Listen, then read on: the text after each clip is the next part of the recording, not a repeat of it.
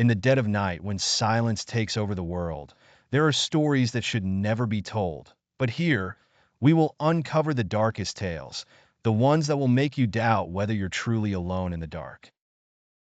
Prepare to travel to the most terrifying corners of the human mind, where mystery, the supernatural, and horror intertwine. Each story a chill, each whisper a warning. Are you ready to hear the stories others are too afraid to tell? Welcome to Horror Stories, where your nightmares come to life. Once upon a time, on the outskirts of an obscure village, there was a forest unlike any other. The locals called it the Forgotten Woods, and they spoke of it only in hushed tones. There were whispers of shadows darting between trees, of eerie laughter echoing through the canopies, and of vanishings that could never be explained.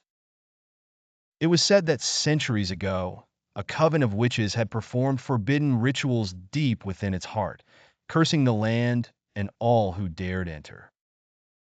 Amelia, an adventurous young woman with an insatiable curiosity, had heard these tales as a child.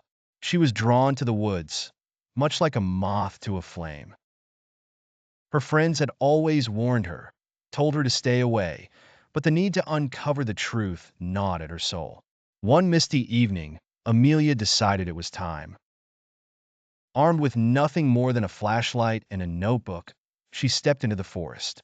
The air was thick with an uneasy silence, the kind that presses against your ears and makes your heart race.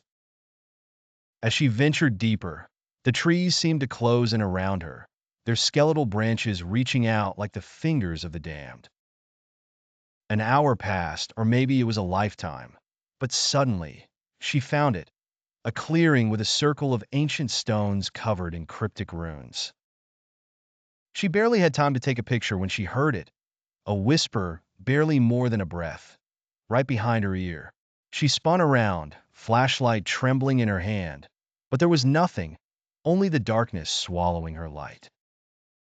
Suddenly, the flashlight flickered and died. Panic set in as shadows long and monstrous began to move. A figure emerged, cloaked in darkness, eyes like burning coals. It spoke with a voice that seemed to come from the depths of the earth. "Why have you come?" Amelia could barely breathe, but she forced herself to speak. I, I wanted to know the truth." The figure stepped closer, its presence suffocating. "The truth," it hissed, "is not for the living to know." With that, the ground beneath Amelia's feet gave way, and she felt herself falling into an abyss.